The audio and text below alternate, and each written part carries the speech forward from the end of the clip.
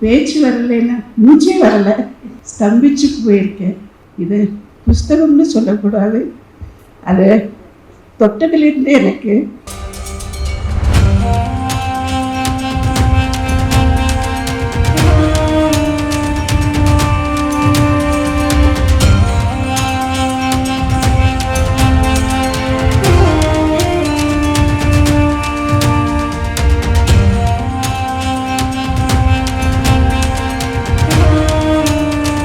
Writing a book is a long and often a solitary process, and it's the people around us who provide the motivation and inspiration to keep going.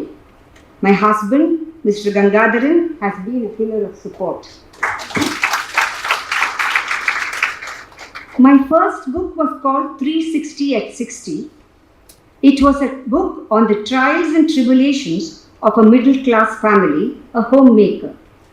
I wrote about the stories of the paternal side of my family, my maternal side, stories of the family I got married into, a chapter on my school, on my college, family customs, a segment dedicated to my children and grandchildren, and I had documented the family tree carefully for posterity. My father wrote the preface for the book, and he quoted from Thomas Gray, and I quote him today. Let not ambition mock their useful toil, their homely joys and destiny obscure, nor grandeur hear with disdainful smile the short and simple annals of the poor. He goes on to say, autobiographies need not be the preserve of only politicians, retired bureaucrats, generals, businessmen and the like. I was ecstatic. The self-esteem of the homemaker got magnified.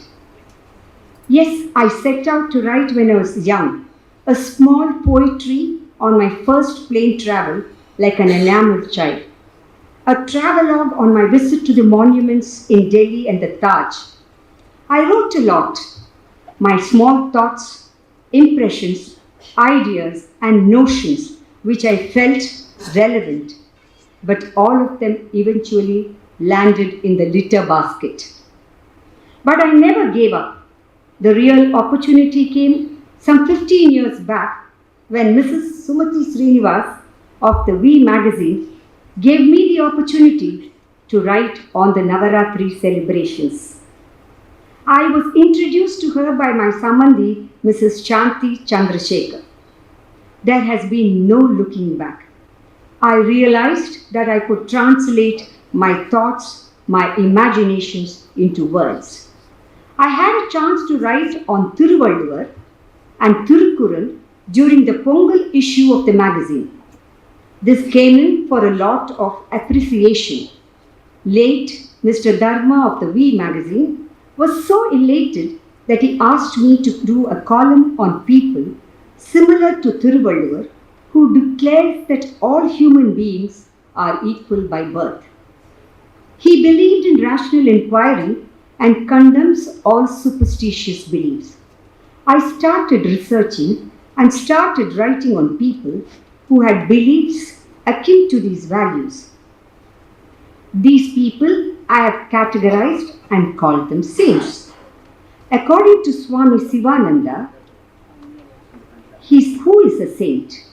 He who lives in God, or the eternal, who is free from egoism, likes and dislikes, selfishness, vanity, mindness, lust, greed and anger, who is endowed with equal vision, balanced mind, mercy, tolerance, righteousness and cosmic love, and who has divine knowledge, is a saint.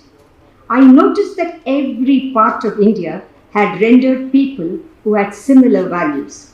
I also perceived that in today's day and age, while there is great emphasis on personal spirituality, there has been a sidelining of the historical understanding of key figures in Indian religious history. I silently thought, why not knit India through such extraordinary people who lived their lives preaching such high ethics. I also realized while browsing that the social evils and cultural developments and ritualization of social acts had overtaken the simple morals of religion and humanistic values that they espouse over the course of time. This book is an attempt to throw light on the men and women who revived and refreshed spiritualism and true living for the people of their times and whose teachings are relevant even today. The saint, according to me, can be a guru or an acharya, or a preceptor or a sant. A significant number of them are remembered for their compositions, poetry that is often sung in devotion to a particular deity, and their innumerable forms. While these saints appeared as articles in a magazine, my husband has been wanting to print them and place it in the public domain for a very long time. A dream you dream alone is only a dream. A dream you dream together is a reality. The family now in 2022 decided to take it from the archives of the home to the public realm. My daughter Madhura is a good friend of Sandhya Sridhar. She got in touch with her regarding this project. Sandhya informed Madhura that Sri Book Center were actually looking for someone who could help them with some content for Saints of India. After looking through the soft copies of the script, Sandhya was happy to work around the content and edit it for me. She had faith in the material. Sandhya is the go-to person for creating material worthy of publication. Mr. Paresh Boa got in touch with me regarding the project. He was extremely kind and respectful and was willing to publish the same.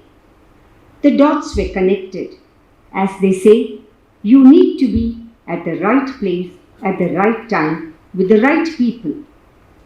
Back and forth, the script went for several readings between Sandhya and me for almost 18 months. Diligent and hard work has resulted in the Saints of Bharat. It is in simple English for children and young adults.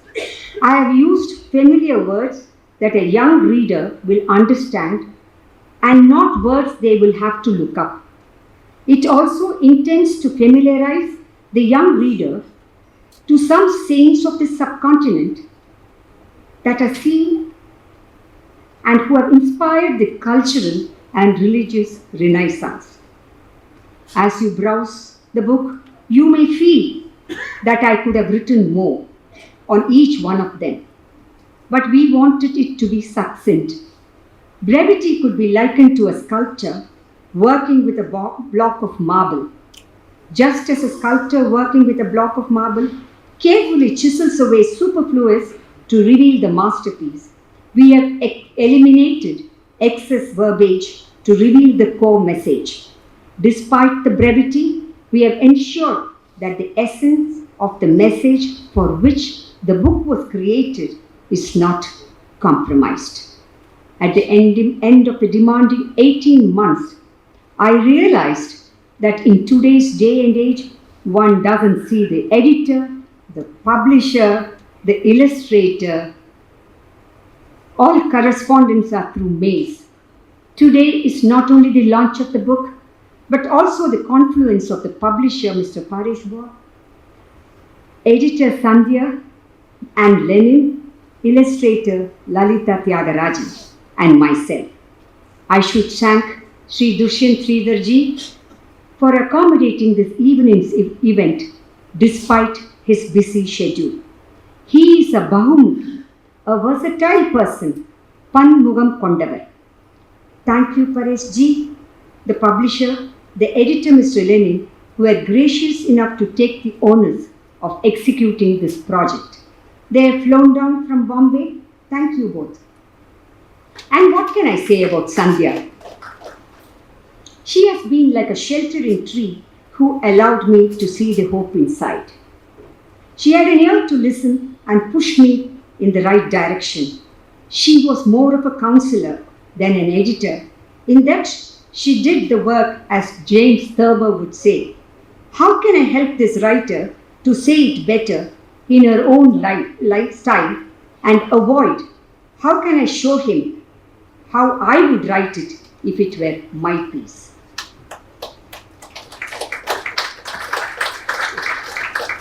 I should thank my illustrator, Mrs. Lalita Tyagarajan, who through her artistic fingers has brought life to my words with her evocative creativity. I would be failing in my duty if I do not thank Mr. Paul Jacob, who helped in putting today's program in proper perspective. From printing the cards to the LED presentation, thank you, Mr. Paul. It is a surreal moment today. I thank all these people for making the dream of a homemaker into a reality. So many dreams at first seem impossible, then they seem improbable, and when we summon the will, they soon become inevitable. This day is a testimony to that. Thank you all so much. Mahatmanam darshanam uttamam syat, Mahatmavakyam shravanam varam syat. Sreshto bhavet sadhu gunanuvadaha, shlagyo bhavet sadhu samagamopi. Namaskarams to all the astikas who have gathered on such an auspicious occasion where a pustakam on the saints of India, on the Mahatmas of India has been chosen to be authored by the Dharmapatni of the one who had his 80th birthday.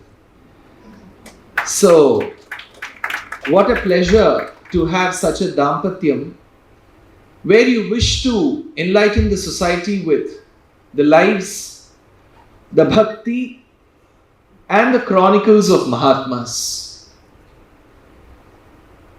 In Bharatadesham we have oft noticed that there are prophecies made. Pashyakaha Kashyapo Bhavati, says Aruna Prashnam. Pashya Shabdam in Sanskritam denotes the act to see. Pashya, Pashyati, Pashyasi, Pashyami, Apashyata. Pashya means to see.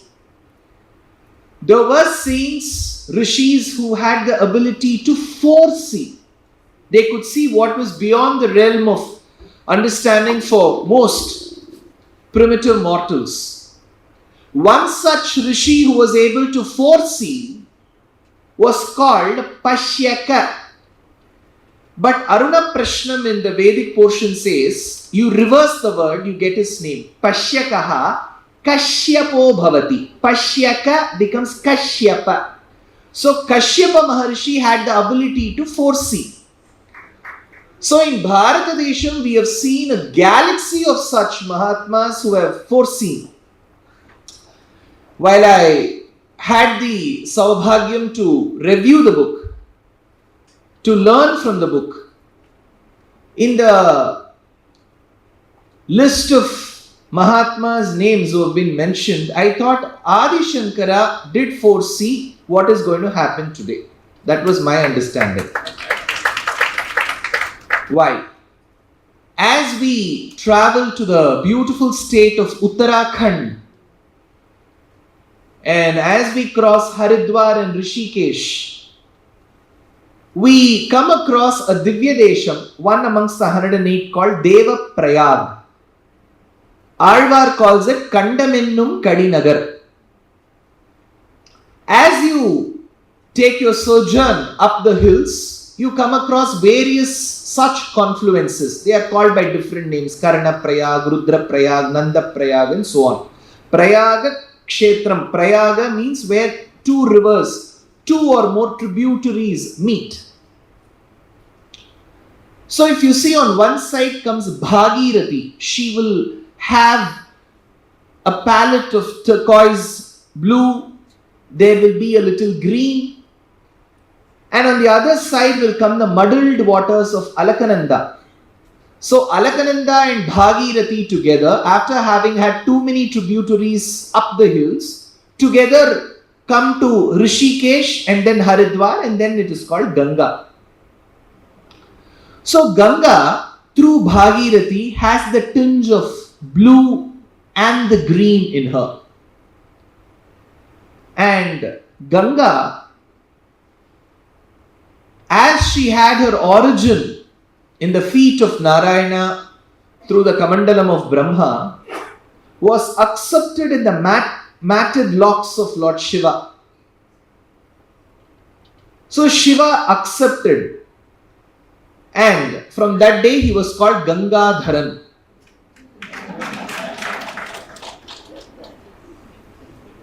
So Ganga with her blue and green, as she flows, that color palette in the water falls into the head of Shiva, who is called Gangadhara. And there is a shlokam which goes like this. It says that every mortal who aspires for moksham should remember these 4 words that begin with Ga. Chatur Gagaram. Geetha Ganga-cha Gayatri Govinde-cha Hridisthite. Chatur Gagara Samyukte Punarjanma na Vidyate. Punarjanma na Vidyate. Punaha Janmam. The next birth or the rebirth doesn't happen. To those who internalize, contemplate and imbibe the quintessence of the 4. Geetha, Ganga, cha Gayatri, Govinde cha Hridisthite. Govinda, who's called Krishna, is the one who delivered Geetha. And Shiva carries Ganga. And where does Shankara come here? He says, Bhagavad Gita. Kinchit adhita Ganga jalalava kanika pita. In Bhajagovindam, he brings both Geeta and Gangadhara together. So Adi Shankara must have had a prophecy that one day somebody should be writing about me as one of their chapters in their books. Bhagavad Gita Kinchita Dhita Bhagavad Gita Kinchita Dhita Ganga Jalalava Kanika Pita Sakrida Pigena Murari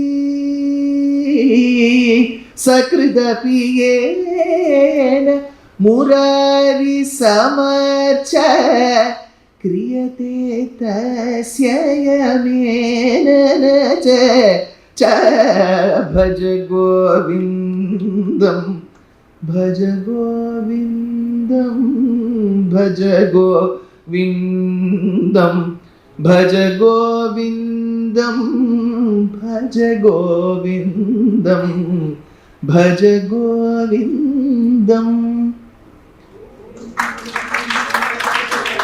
Mudhamate samprate sannihite kale nahi nahi rakshati dukran karane bhaja.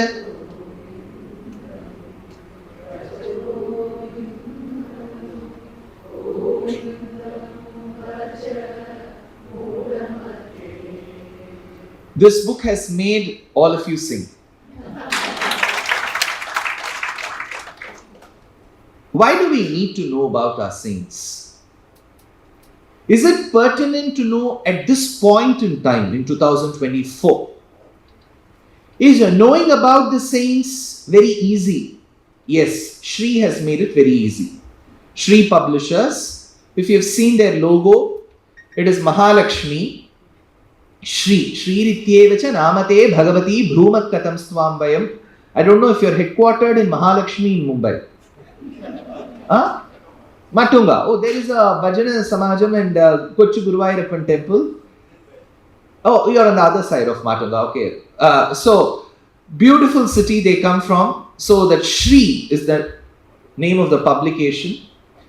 And Shri commands Saraswati to read. So you see a white book being held in the logo Shri where they ask you to read. So buy a copy of the book. So it is a matter of pride to be talking about such Mahatmas. Why? I'm sure there is a very diverse audience here of different languages, different ages. Today, if I have to travel, which I do invariably every day, wherever I am, my mother says, call me when you start your Ola. Message me when the Ola person drops you at the right destination. Because he could take us to Ihaloka Divyadesham or Vaikuntha. We don't know. So imagine you reach through your Pancha Bhautika Shariram, your material body. If your Jivatma is in it, please do call me. So that's the second call. Call number 2. Then as soon as I check in my luggage and then get the boarding pass, I have to give her the third call. Then after clearing the security, I go to the boarding gate, I give her the fourth call. The fifth call is to ensure that flight has taken off. Some flights don't do. So 5 calls in a time span of 1.5 hours she needs. Whereas my grandmother never asked my mother to call 30 years back. So it was believed that the person has left the house and it was believed that the person will reach the destination.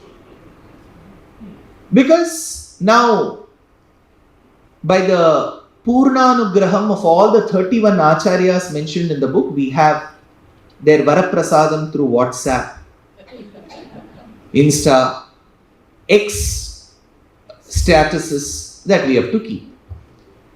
So today we live in a world where every minute detail can be monitored and presented. Imagine 300, 400 years back, you will just have to go like the curious case of Benjamin Button and see how it would have been before, like 300, 400 years back. People were restricted to their villages. You didn't have these metros. You didn't have detouring in the city for the metro construction. So all our ancestors, Yanda Tandai, Tam Muttappan Yelbadigal Todangi, Vandubadi Atsegindrom, Tiruvona Tiruvadavil, Landiyam Podil, Arivuruvagi, Aria Yadittavanai, Pandanitira Palland, Pallayiratandemine, says Andal's revered father Periyalvar. So 400 years back, when all of them were restricted to their little hamlets, there was a great bhakta called Jayadeva, who gave us a work called Geetha Govindam, which is sung as Ashtapadi. He was there in Odisha. And across Kaveri, near Swamimalai, is a hamlet called Uttukadu. And there was a great prolific poet and a consummate dramatist called as Venkatakavi. So Venkatakavi in the village Uttukadu and Jayadeva who lived in Odisha. How many centuries were they apart? Uttukadu is 350 years before us.